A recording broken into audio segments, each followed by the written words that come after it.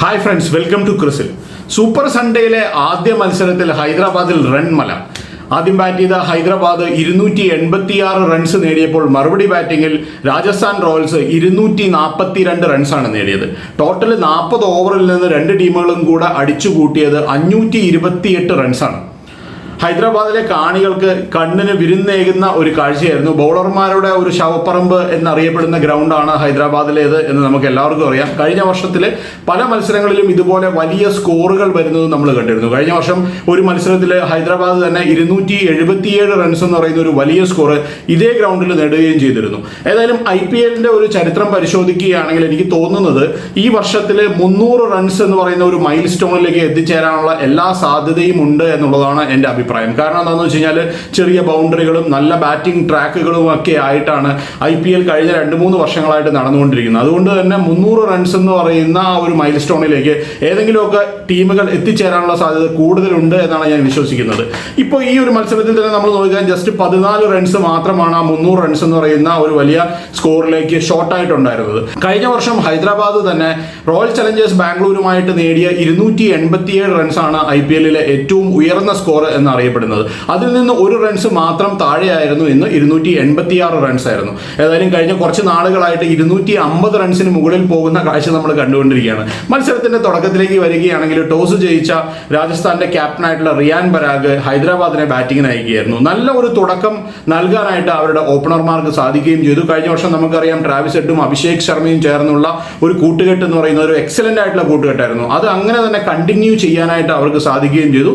Unfortunately ഇടയിൽ അഭിഷേക് ശർമ്മ ഔട്ടാവുകയും ചെയ്തു. അവിടെ നിന്ന് ട്രാവിസ് ഹെഡിന്റെ ആ ഒരു പെർഫോമൻസ്, ട്രാവിസ് ഹെഡ് കഴിഞ്ഞ വർഷം എവിടെയാണോ നിർത്തിയത് അതിൽ നിന്ന് തന്നെ തുടങ്ങുന്ന ഒരു കാഴ്ചയായിരുന്നു. 1-down പൊസിഷനിലെത്തിയ ഇഷാൻ കിഷൻ, അദ്ദേഹം ഒരു ഹൈദരാബാദിന് വേണ്ടി ആദ്യമായിട്ടാണ് കളിക്കുന്നത്. മുംബൈ ഇന്ത്യൻസിൽ നിന്ന് ഹൈദരാബാദിലേക്ക് എത്തിയ താരമാണ്. അദ്ദേഹത്തിന്റെ ഒരു ടോപ്പ് ക്ലാസ് ബാറ്റിംഗ് പ്രകടനം, രണ്ടുപേരും നമ്മളുടെ ഒരു പാർട്ട്ണർഷിപ്പ് പോകുന്ന കണ്ടപ്പോൾ ഡെഫിനറ്റ് ആയിട്ടും 300 എന്ന് പറയുന്ന ഒരു മൈൽ സ്റ്റോണിലേക്ക് എത്തുമെന്നാണ് നമ്മൾ കരുതിയത്. കാരണം 6 ഓവർ പിന്നിടുമ്പോഴേക്കും 94 റൺസ് എന്ന് പറയുന്ന ഒരു വലിയ സ്കോറിലേക്ക് എത്താനായിട്ട് ഹൈദരാബാദിന് സാധിച്ചിരുന്നു. ഒരു വിക്കറ്റ് മാത്രമാണ് ആ സമയത്ത് അവർക്ക് നഷ്ടപ്പെട്ടിരുന്നത്. പിന്നീടും അതേ ഒരു ഫോമിൽ തന്നെ ബാറ്റ് ചെയ്യാനായിട്ട് സാധിച്ചു. പിന്നെ ട്രാവിസ് ഹെഡ് ഔട്ടായി.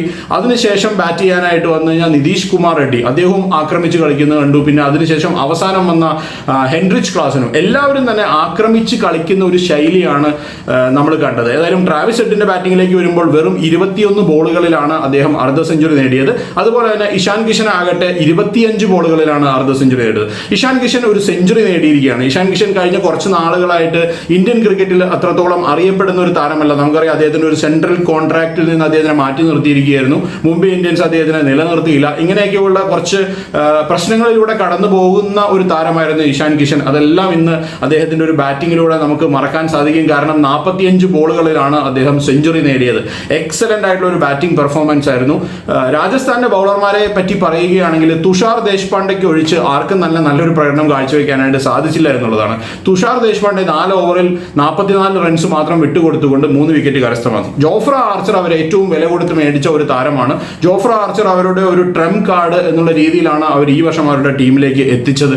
അത് ട്രെന്റ് ബോൾട്ടിന് പകരമായിരുന്നു ജോഫ്ര ആർച്ചറിനെ അവർ ടീമിലേക്ക് കൊണ്ടുവന്നു. അദ്ദേഹത്തിന് ഒട്ടും തന്നെ തിളങ്ങാനായിട്ട് സാധിച്ചില്ല എന്ന് മാത്രമല്ല IPL ചരിത്രത്തിൽ തന്നെ ഏറ്റവും കൂടുതൽ റൺസ് വിട്ടുകൊടുക്കുന്ന ബൗളറായിട്ട് ഈ ഒരു മത്സരത്തോടുകൂടി ജോഫ്ര ആർച്ചർ മാറിയിരിക്കുകയാണ്. 4 ഓവറിൽ 76 റൺസാണ് ജോഫ്ര ആർച്ചർ വഴങ്ങിയത് എന്നുള്ളതാണ്. കാരണം അത്രത്തോളം മനോഹരമായ ഒരു ബാറ്റിംഗ് പ്രകടനമായിരുന്നു ഇഷാൻ കിഷന്റെയും ട്രാവിസ് ഹെഡിന്റെയും ഹെൻറിച്ച് ക്ലാസിന്റെയും നിതീഷ് കുമാർ റെഡ്ഡിയുടെയൊക്കെ ഭാഗത്ത് നിന്ന് വന്നത്. 20 ഓവർ കഴിയുമ്പോഴേക്ക് 286 റൺസ് എന്ന് പറഞ്ഞു കഴിഞ്ഞാൽ തിരിച്ചു വരുന്ന ബാറ്റിംഗ് ടീമിനെ സംബന്ധിച്ചിടത്തോളം രണ്ടാമത് ചേസ് ചെയ്യുമ്പോൾ ആദ്യ ബോൾ തൊട്ട് തന്നെ ആക്രമിച്ച് കളിക്കുക എന്നുള്ളതല്ല, മറ്റൊന്നും ചെയ്യാനില്ല എന്നുള്ളത്. പല ബൗളർമാരും നല്ല പ്രകടനം കാഴ്ചവെക്കുമെന്ന് നമ്മൾ കരുതിയ പല ബൗളർമാരുമുണ്ട്. ഇപ്പം മഹീഷ് തീക്ഷണ, അദ്ദേഹം ചെന്നൈ സൂപ്പർ കിങ്സിൽ നിന്ന് രാജസ്ഥാൻ റോയൽസിലേക്ക് വന്ന താരമാണ്. ആദ്യത്തെ പവർ പ്ലേയിൽ 6 ഓവറിൽ 3 ഓവറാണ് അദ്ദേഹം ബോൾ ചെയ്തത്. പക്ഷെ ആ 3 ഓവറിൽ അദ്ദേഹം 40 റൺസ് വഴങ്ങി.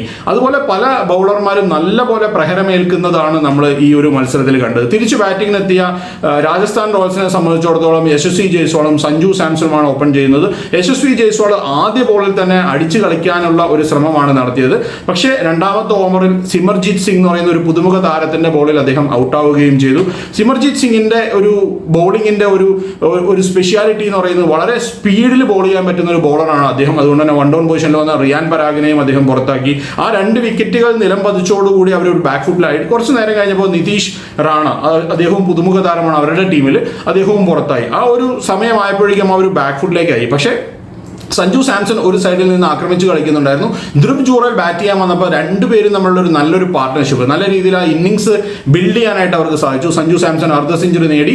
അദ്ദേഹം എക്സലന്റ് ആയിട്ടുള്ള ഒരു ബാറ്റിംഗ് പ്രകടനമാണ് കാഴ്ചവെച്ചത്. 28 ബോളുകളിൽ ധ്രുവ് ജൂറലും അർദ്ധ സെഞ്ചുറി നേടുന്നത് നമ്മൾ കണ്ടു. അങ്ങനെ ആ ഒരു മത്സരം നല്ല രീതിയിൽ പോകുന്നുണ്ടായിരുന്നു. പക്ഷേ ഒരിക്കൽ പോലും ഒരു ജയിക്കുമെന്നുള്ള തോന്നൽ ഉണ്ടാക്കാനായിട്ട് അവർക്ക് സാധിച്ചില്ല എന്നുള്ളതാണ്. കാരണം നല്ല രീതിയിൽ ബൗൾ ചെയ്യാനായിട്ട് പലപ്പോഴും ഹൈദരാബാദിന്റെ ബൗളർമാർക്ക് സാധിക്കുന്നുണ്ടായിരുന്നു. എസ്പെഷ്യലി സിമർജിത് സിംഗിന്റെ ആ ഇനീഷ്യൽ ഓവറിൽ വിക്കറ്റ് ലഭിച്ചത് വളരെ ഗുണകരമായി എന്നുള്ളതാണ്. ആദം സാംബയെ കളിപ്പിക്കുമോ ഇല്ലയോ എന്നുള്ളതായിരുന്നു നമ്മുടെ ഒരു മനസ്സിലുണ്ടായിരുന്ന ഒരു ഡൗട്ട് എന്ന് പറയുന്നത്. ആദം സാംബെ ആ ഒരു 3 ഫോറിൻ പ്ലേയേഴ്സിനെ നിലനിർത്തിക്കൊണ്ട് ഒരു ഇമ്പാക്ട് സബായിട്ട് അദ്ദേഹത്തിന് ടീമിലേക്ക് കൊണ്ടുവരുവാനായിട്ട് അവർക്ക് സാധിച്ചു. അതൊരു നല്ല മൂവ് ആയിരുന്നു എന്നുള്ളതാണ് എൻ്റെ അഭിപ്രായം. കാരണം ആദം സാംബ അത്രത്തോളം ഒരു എക്സ്പീരിയൻസ്ഡ് ആയിട്ടുള്ള ബൗളറാണ്. അദ്ദേഹത്തിന് നല്ല പ്രകടനങ്ങൾ ഇനിയും അങ്ങോട്ട് കാഴ്ചവെക്കാനായിട്ട് സാധിക്കും. നിരാശപ്പെടുത്തിയ ഒരു ബൗളർ എന്ന് പറയുന്നത് പാറ്റ് കമ്മിൻസ് ആണ്.